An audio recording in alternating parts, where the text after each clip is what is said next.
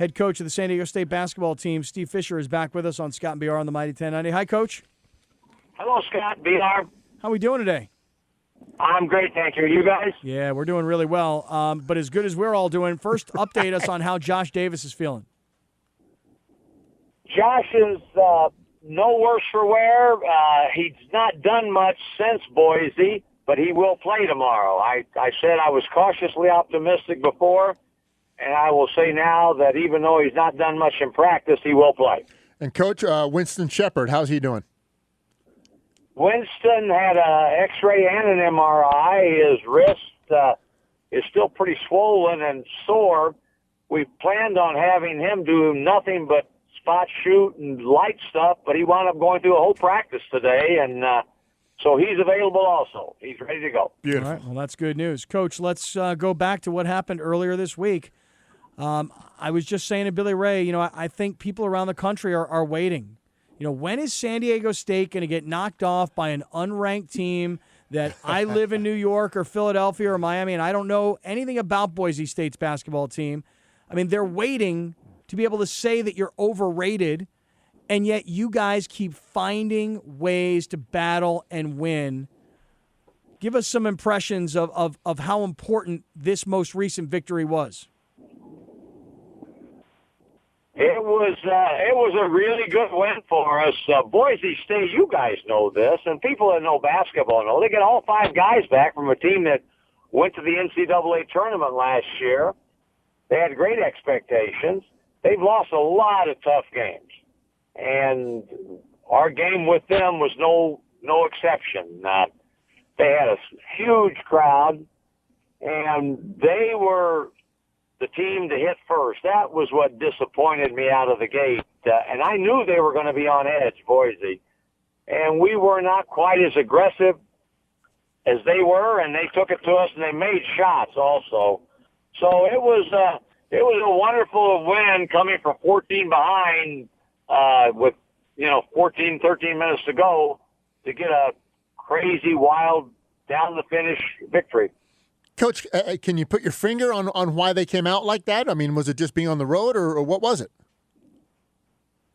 Well, I think it was more Boise than us. Yeah. So we came out and played, but they just had a little more aggressiveness out of the gate, and we had 3 or 4 early opportunities down right under the rim, and all of them got knocked away, tied up, and then we made an entry pass to Skylar Spencer, and he took one dribble and picked it up, and they crowded him so hard that he had to call a timeout like a minute and a half into the game.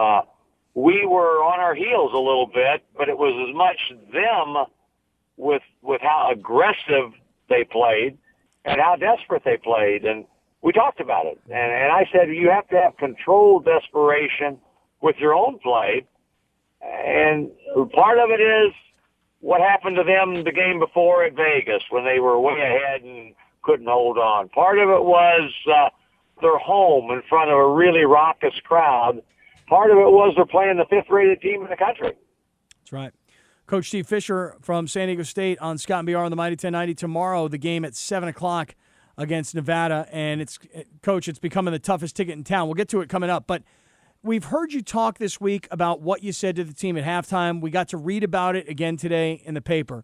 I'm wondering this. Is there a moment in the game, perhaps at a timeout, where you start to think, even though we're down big, we still are in this, we've got a chance, or maybe a time where you said, we're about to take this thing over?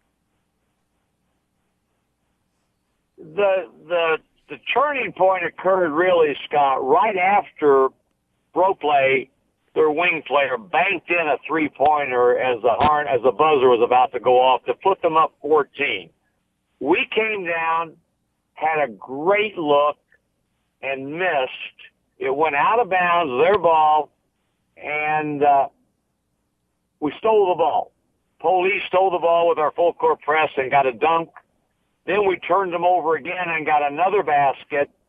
And that's when I felt as if we had swung the momentum and had them back a little bit on their heels. And it was still a 10-point lead for them, but I could sense a little bit of our kids were a little extra excited, and I think Boise became a little tentative at that point. All right, you guys make this furious run, of course, led by X-Thames yet again. Mm-hmm.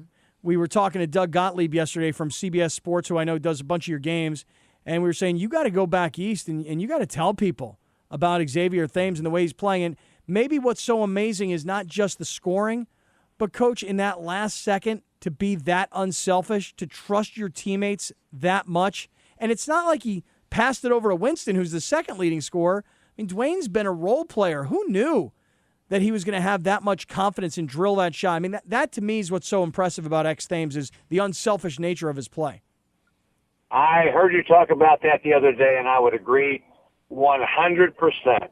X had just made about 3 or 4 consecutive big-time plays to score the ball or get fouled and get to the free throw line. Everybody in the gym knew that he was going to have the ball and shoot it on that last play on a high ball screen. And he came off that ball screen and got into a gap, and he was surrounded by people. And for him to have the ability to see and know that Dwayne was over on that wing and then make the pass to get it to him was remarkable.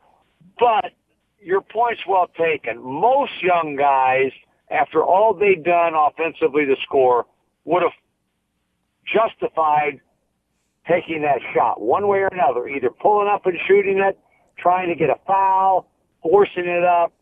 But X, because he's who he is, he said, Poli's open with nobody around him, I'm going to throw him the ball. And Dwayne, to his credit, boy, delivered with a huge three. Even Scott, before that, we're 3 points behind with 1:50 to go. They have the ball. Derek Marks, who's a very good player, and Xavier picked his pocket right at midcourt and got a basket for us to cut a 3-point lead with him with the ball to a 1-point lead. A huge play he made. So, Coach, when X is throwing the ball and getting rid of it instead of taking that shot, I mean, you were totally calm. You were good with that. Well, when he passed it, I had to look myself to see who he was passing it to. Right. To be honest with you, all eyes from my perspective were on X, thinking that he was going to shoot it to take it. Yeah. But it truly was. If you had to be there to fully appreciate the difficulty he had to be able to make that pass to Dwayne. Yeah, I mean, I heard you say that earlier in the week to Darren, and I went back and watched the play like 10 times and went, in real time, I never noticed what an incredible pass it was. It was great. And that it was. Yeah. No question. And, Dwayne, who's had some stretches where he's really shot the ball well, has not shot the ball well lately. In fact, he's passed up some 3-point opportunities to attack the rim and dribble the ball. And we've talked about Dwayne in all our spot shooting drills. You got to trust your shot, and you have to be on balance. And boy, he did both as he made that huge basket for us. Yeah, and Coach. And they were creeping closer and closer and closer to the court. Their students were prepared to take the court after Boise won. Yeah, I'm hopeful that Dwayne Poli, that's that confidence moment that gets him to be the player that he was advertised as coming out of high school with all the honors of California State Player of the Year and LA City Player of the Year. He's been good at times. He hasn't been able to get on the floor enough, at least I say enough. I mean, he hasn't been enough, I'm sure, that he'd like to, even though I know he's a very relaxed, kind of great teammate, chilled guy. I'm just hoping that is the confidence booster to make Dwayne Poli an important part of this offense going forward. Well, he's an important part of our team right now, and he did some nice things for us defensively in that game also. And, obviously, we've got confidence in him because he was in the game the last 7 or 8 minutes, and in the game at the end to have an opportunity to make that play. And I think that's what any player wants. And whether it's him, me, whatever, there have been some games he hasn't been in at the end, and there have been some other games where he hasn't gotten in at all. Yeah, right. That's right. So, Coach, Saturday night, Nevada. I mean, this is not a top 10 ranked New Mexico team coming to town, or, like I said, a top 25 UNLV team coming into town. It's Nevada, and I don't mean to downplay the sexiness of the opponent because I know they're good, but what I'm getting at is all of a sudden this has become the hardest ticket in town to get, and I'm finding, I don't know how you are, there may be more buzz right now about San Diego State basketball than at any other time, including the Sweet 16 year or including the 20-0 start. It's just a feeling I'm getting, and that's only because the entire world is calling me looking for tickets. How's it going for you? Well, to be quite honest, Bob Moosberger came to me today and he said, hey, Scott called me and he's looking to get 4 tickets, and I don't have any at the spot that he wants them. So I've given him 4 tickets for you, so you better show up tomorrow. Oh, Coach, let me tell you something. First of all, I didn't know I was getting the Coach tickets. Come on, Coach. But I will be there in the house, and I'm bringing some special guests who, by the way, are all first-timers. Coach, this is how big it's gotten for me anyway. You ready? My wife wants to go.